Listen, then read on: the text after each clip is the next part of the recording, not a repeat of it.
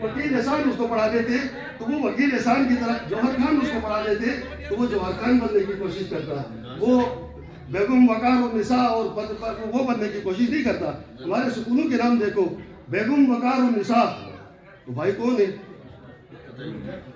کیوں ہے؟ تو یہ آپ کی تعلیمی نظام ہے جس کے اندر آپ کو الجھایا گیا ہے. نہ تو آپ کو قرآن پڑھایا گیا کہ آپ کو قرآن کو سمجھتے اور لیظہرہ علی الدین کلہ، آپ دین کو غالب کرنے کی کوشش کرتے، وہ نہیں پڑھایا گیا. مسٹر اور ملا بنایا گیا، پھر مسٹر کو پھر دو حصوں میں تقسیم کر کے ایک کو ایلیٹ بنایا گیا، ایک کو غریب رکھا گیا ہے. تو یہ سارا نظام کو ہم کیا کرتے ہیں؟ فیسیلیٹیٹ کر رہے ہوتے ہیں. ہم ویسے تو قوم خود ہم اس کو فیسیلیٹیٹ کر رہے ہوتے ہیں. تو اس حوالے سے لیڈرز جو ہے نا، وہ پیچھے چلنے والوں کا نام نہیں ہوتا میری جان. لیڈر آگے بڑھ کر اگر قوم کوئی چیز اجتماعی طور پر غلط کر رہی ہے تو وہ لیڈر اس کو لیڈ کرتا ہے، خواہ اس کا 1000 مخالفتیں ہوں.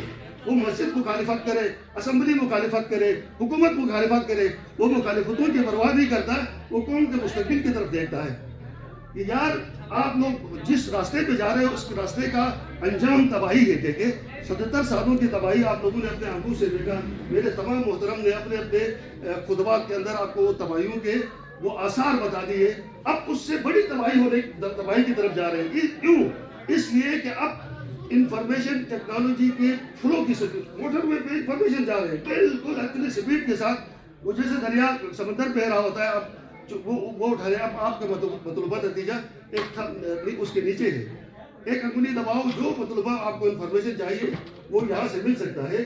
تو سب سے خوش قسمتی ہماری یہ ہے کہ ہم نے وہ 20ویں صدی بھی دیکھا جو پچھلی صدی گزر گئی تھی، اور 21ویں صدی کا بھی اللہ کا شکر ہے کہ پہلے عشرہ جو ہے 1/4 ہم اس کو 2025 دیکھ رہے ہیں. تو ہمارے لیے یہ جو بھی حق پرست لوگ ہیں، نہ ہم قوم پرست ہیں، نہ ہم مذہب پرست ہیں، نہ ہم حق پرست ہیں. دنیا کے اندر جتنے بھی اقوام ہیں، دو حصوں میں ان کو تقسیم کیا گیا ہے. ایک مظلوم ہے، ایک ظالم ہے، ایک اہل نفس ہے، ایک اہل دل ہے. ہمیشہ ان دونوں کا ٹکراؤ ہوا ہے. اور تیسرا کون ہے؟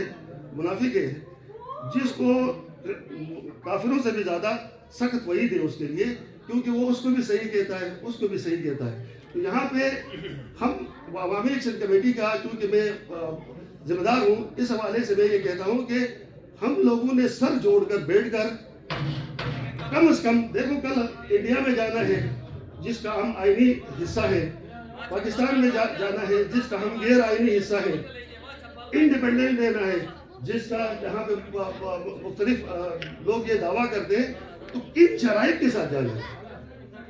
کیونکہ بغیر صحت کی نکاح تو نہیں ہوتی. بھائی مہر کتنی ہے، کیا آدم نفقہ ہوگا نہیں ہوگا، صحت کے مسئلے کو پورا کرو یا نہیں کرو گے، یہ تمام چیزوں کے بعد نکاح ہوتا ہے. تو آئین ایک ایگریمنٹ ہے میرے جان. آئین ہم پاکستانی آئین میں داخل کرو گے کہ کتنی بڑی تحریک چلی ہے.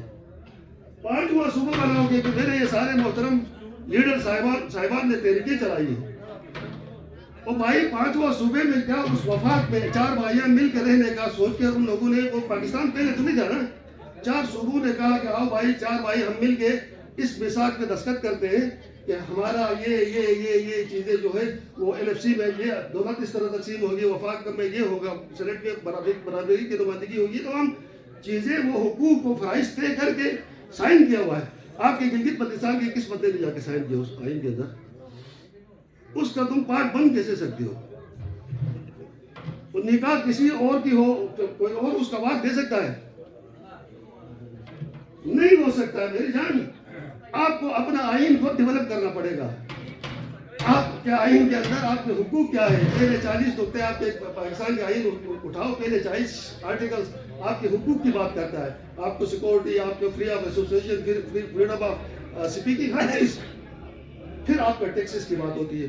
تو یہاں کی ہماری اسمبلی جو ہے، حکومت کس کو کہتے ہیں؟ حکومت 3 چیزیں ہوتی ہیں. ایک، وہ امیر سے پیسہ لے غریب کے اندر دے دے، اس کے لیے حکومت کی ضرورت ہوتی ہے. دوسرا، امن امان برقرار رکھے، اس کے لیے حکومت ہوتی ہے.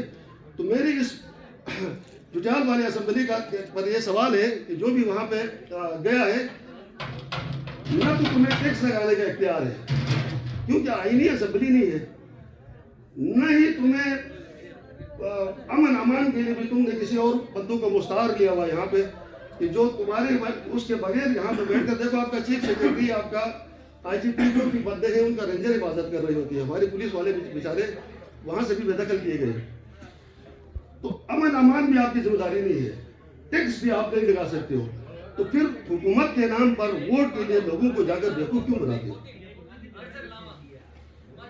مجھے ووٹ دے دو میں اسمبلی میں بھائی بے روزگار ہو تو جا کے روزگار ڈھونڈو عوام کو بیوقوف بنا کر